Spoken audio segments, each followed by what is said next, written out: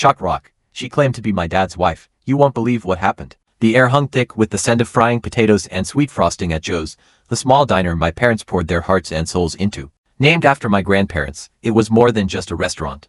It was a living, breathing piece of our family history. Me, I'm just 18, usually kicking back with friends, grabbing a bite, and helping out where I can. Little did I know, that fateful weekend, a seemingly ordinary Saturday, would erupt into a chaotic storm of entitlement and unbelievable deception, leaving me and my family reeling from the shockwave. Working at Joe's, especially on weekends, was a whirlwind of activity. I'd be running orders, assisting customers, and generally keeping things moving. We had a solid crew, but my parents, the actual owners, often got mistaken for just another set of employees. My dad, in particular, was always hands-on. I'm their son, but many of our regular customers aren't aware of that fact. On this particular day, the diner was buzzing, every table occupied, every seat full. This woman, probably somewhere in her 30s or 40s, swept in like a summer tempest, accompanied by a child who seemed to be operating on a sugar rush that even the fastest waitress couldn't take down. It was going to be a long day. The place was jam-packed. She was told to wait for 20 minutes before she would be seated and have one of our tables. I'm not sure what she ordered, maybe a sandwich or something, but I handed the order to the kitchen and stood near the register, keeping an eye on things. That's when the little tornado hit, running around like his shoes had springs. He bounced off customers, trod on their feet, he even grabbed food off of people's plates before running off. The mother was just oblivious on her phone, clearly unbothered and giving a blank stare to the child's actions. I saw red. How could she let him run wild? Acting on pure instinct, I grabbed the kid's hand, snapping, "Don't run like that. You're upsetting people." He burst into tears, sprinting back to his mother, who then stomped over, her face a mask of fury. "How dare you touch my child?" she screeched, her voice cutting through the diner chatter. He was running around, upsetting other people, even handling their food. I retorted, my voice shaking with a mixture of anger and disbelief. "Did you even notice what he did?" "Well, he's a child, he's free to do as he likes," she retorted, her eyes narrowing at me. "Not like that, he isn't, especially under my supervision here. Do you even know who I am?" The woman spat, dripping with entitlement, her face contorted with rage. "Oh, here we go," I thought, bracing myself for the inevitable. Knowing what was about to unfold, I decided to play along. "No, ma'am, I don't," I replied innocently. Her eyes widened with an unbelievable sense of superiority. She sneered. "Well, then you ought to know. I am the owner's wife." Her voice rang through the diner, laced with condescension. "You're getting fired. You've made a big mistake, and I will make sure you never darken this doorway again." At this point, I couldn't help but stifle a laugh. I was expecting her to claim to be a friend or sister of the owner, but wife, that was a new level of audacity. This was gold, a pure nugget of Reddit drama, ready to be mined. "Ma'am," I said, feigning panic, "please don't get me fired. I'm so sorry I was nasty to your son. I really need this job. You should have considered that before you touched my son." She snapped, her eyes gleaming with satisfaction. "But ma'am, he was causing such a disturbance," I started, but she cut me off again. "Shut up." Her voice was loud with malice. With a huff, she stormed over to the cashier, demanding to speak to the manager. My dad, hearing the commotion, came out to see what was happening. I held my breath, anticipating the explosion to come. "Your staff member has been abusing my son," the woman declared, pointing directly at me. "I want him fired, right now." My dad, glancing from me to her, replied calmly, "I'm sorry for the inconvenience, but I can't just fire him without a reason. Do you even know who you're talking to?" The woman's face contorted with disbelief. "The owner of Joe's is married to me. He finds this staff member unacceptable." My dad's face broke into a wide smile. He's never been one to back down from any situation. He knew what was happening, but I couldn't figure out how he was going to turn it around. "Why are you laughing?" she demanded, her face turning red. "I am sincere. I apologize for any trouble." "Once again," my dad said, his voice still calm. "Are you looking for a refund?" That was the last straw. The woman entered full-blown Karen mode, her voice reaching a decibel level that threatened to shatter the windows. "You know what? I'm going to complain about you and your restaurant to my husband, the owner. You'll all be sacked." And then, the truly unbelievable happened. She pulled out her phone, scrolled through the home delivery order board, and dialed my dad's phone number, the number listed for takeout orders. Dad watched as she tapped the number, a look of curiosity on his face. As his phone rang, the expression of the woman across the room quickly changed. He answered, "Hello, this is Joanne. How can I assist you?" The color drained from her face, leaving it ashen and pale. "Yes," she stammered, "I am the owner and manager of Joe's, and you are not at all my wife. And that boy, the employee you wish to have fired, is my son." Her eyes darted to me, and I could no longer contain my laughter. It bubbled up, uncontrollable and riotous. I just watched her for a moment. At that moment the kitchen buzzer rang, signaling that her order was ready. But by that point, shame had consumed her entirely. Her child was wailing in the background as she grabbed him by the arm, ignoring his cries, and stormed out of the diner, abandoning her food, and the moment. I would have liked to have watched her eat it first, but you can't have it all. We still laugh about it, and the story has become a legend among the staff. It's crazy how long I just let that situation unfold before doing anything. The audacity of that woman to claim she was my dad's wife was truly astounding. Then, to call the number on the takeaway order board and speak to the owner. She chose wife instead of friend or sister. One of the staff said I should have shouted something like, "Mom, you finally come home," or tried to hug her while faking tears of joy. It would have been amazing and hilarious. Another one then said, "Do you know that you have a brother? Were you expecting dad when you left? Or better still, is he a half-brother?" The larger the scene, the better it would have been. People began pulling out their phones and filming the entire event. What do you score the entitlement level out of 10? Now, let's transition to the next story. Ex-husband begs to come back after miserable life. I laughed and called it karma. Story 2. My ex-husband and I divorced 3 years ago. When we got married, we agreed we wouldn't have kids because I never wanted them. He said he didn't either. 4 years into our marriage, he changed his mind and chose to divorce me because I wouldn't go back on our agreement and give him children. I was ready to be married for the rest of our lives. We had a good marriage, but he didn't love me that much if he chose kids that didn't even exist over me. Immediately after our divorce, he remarried and got his new wife pregnant immediately. They have 2 kids together now. In the 3 years since then, I have finished my higher education and accepted a high-paying job in healthcare. Life has been pretty good for me, and I'm ready to start looking to settle down. Yesterday morning, my ex-husband showed up on my doorstep, crying. I figured something bad must have happened, so I let him in and got him a drink. He started crying about how awful his life is. He hates his 2 kids, one of them is disabled and maybe autistic. He has no money because the kid is so expensive. His wife yells at him all the time and got fat after having kids. She doesn't want to lose weight and never puts out, and he can never go anywhere anymore. He said he wants a divorce from his new wife and regrets ever leaving me. He asked if I would take him back and said he learned his lesson. I laughed. It was so pitiful, and his audacity astounded me. I told him that with 2 kids to support and his lack of loyalty, he is not a catch and I definitely won't take him back. Maybe this was karma for divorcing me. He called me an A, saying he thought I would be more supportive and at least turn him down nicely. MIDA. Now, let's move to the next story. MIDA for exposing my dad's girlfriend after she tried to kick me out and faked a pregnancy. Story 3. MIDA. I'm 20 years old and a former foster kid.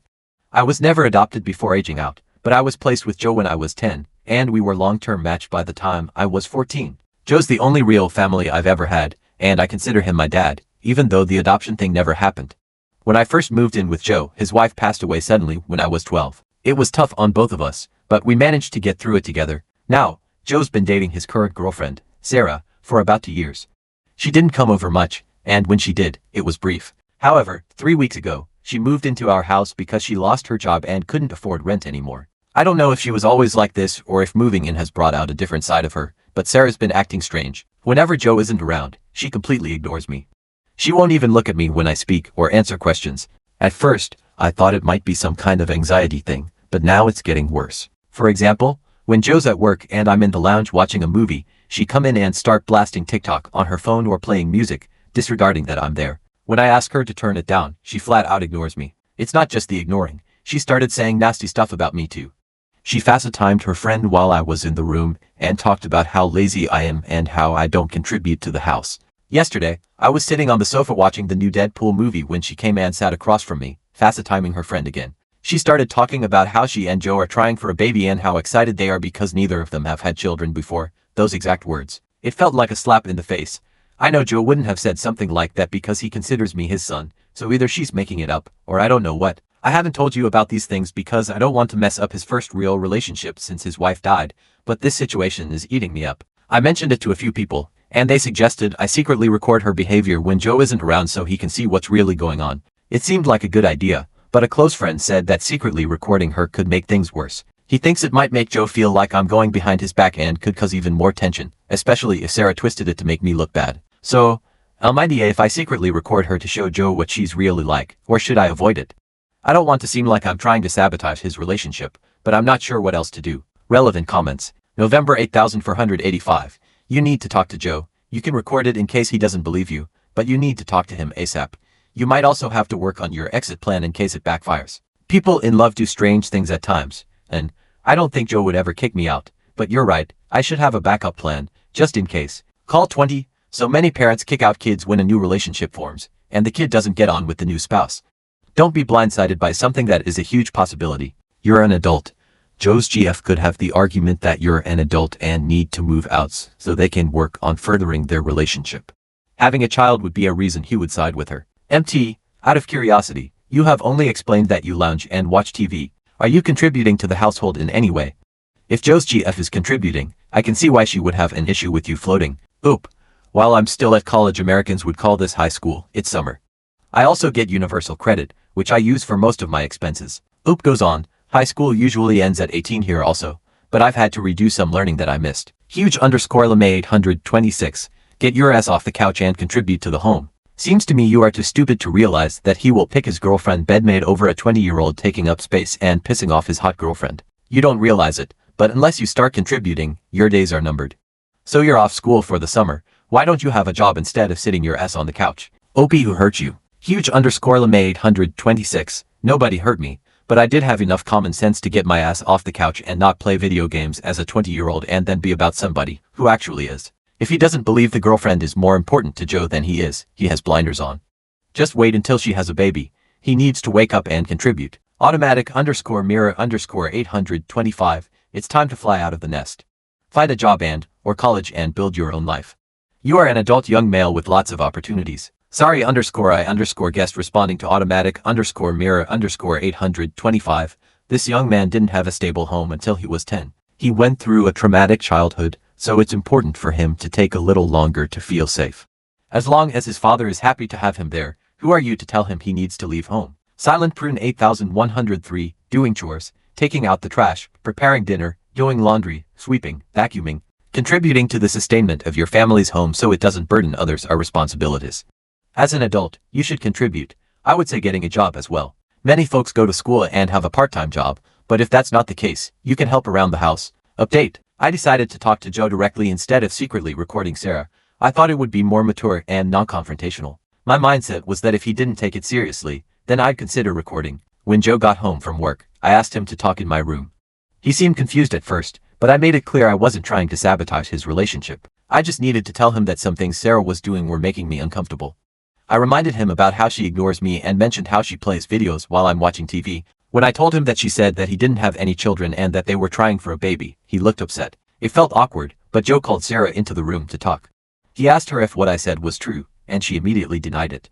You could see from her body language that she was lying. I'm not sure if she never expected me to say anything or what. Joe firmly told her that this is my house, not hers, and while she's a guest, she can't be disrespecting me. Things got a little heated, and in the end, she apologized to me, though it was through gritted teeth. I accepted the apology, even though I'm not sure it was genuine. After that, Joe asked if I was still comfortable with her staying with us. I said I was because I didn't want to break them up. I just wanted to tell him what was happening. However, she decided to stay at her friend's house for the night, which made the situation feel tense. I can tell Joe is upset, and I feel guilty for making him feel this way. He insists it's not my fault, and we ended up having kebabs for tea, but even so, I can't shake the feeling that I've caused a huge fight. Joe went to bed early, and now I'm stuck feeling bad. I just hope that whatever happens next, things will settle down. Thank you, everyone. Update to the update. So, about a month ago, things seemed to be getting better, at least on the surface. Joe and Sarah got back together, and I gave them my blessing because Joe wanted it to work. Sarah even moved back in, and she was actually being decent to me, which was a relief. But honestly, I always felt like she was just putting on an act. I had this nagging feeling that she still didn't like me and was only being nice because her other option was to be homeless. It all went downhill fast, though. Less than a week after moving back in, Sarah announced that she was pregnant with Joe's baby. That's when the real chaos started. She dropped this ultimatum on Joe: either I move out, or she'd break up with him and make it impossible for him to be involved with the baby. Joe was torn because he didn't want her or the baby to be homeless, but he also made it clear that I wasn't going anywhere. I'm his family, and he wouldn't kick me out. So, Joe told Sarah that they'd have to break up for good. He even kicked her out again. That's when things got even crazier. Sarah started messaging Joe, saying she was going to get an abortion because she couldn't afford to be pregnant. Joe, being the good guy he is, offered to send her money and pay for her rent so she wouldn't be homeless, but she kept playing the victim. Anyway, I was borrowing Joe's iPad one day and saw that Sarah's iMessage was still linked to it. I accidentally stumbled across her messages to a friend where she admitted she wasn't pregnant at all. She was just lying to get money from Joe and had this whole plan to drag him along for months before pretending to get an abortion. She even said she was going to make Joe's life miserable because he kicked her. I felt sick to my stomach reading those messages. I took a screen recording of the entire chat, including the phone numbers and everything, so she couldn't deny it or say that it was faked. When I showed Joe, he was heartbroken, he stopped sending her money, but now he's unsure about what to do next. He's even thinking of reporting her to the police for fraud, but part of him just wants to cut her out of his life completely and move on. I've never seen Joe this hurt, and I feel so guilty because I know all of this is stressing him out. I'm still in shock over how horrible Sarah turned out to be. Even with everything that's happened before, I never thought she'd do something this low. Now, we're just trying to figure out how to move forward from all of this.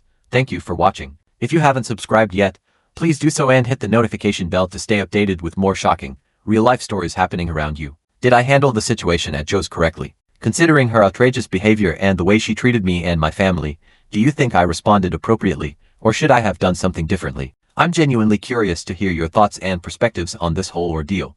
Please, I'm open to any comments or suggestions. I want to be able to see a different way of handling it for if it ever happened again. What do you think of this whole thing?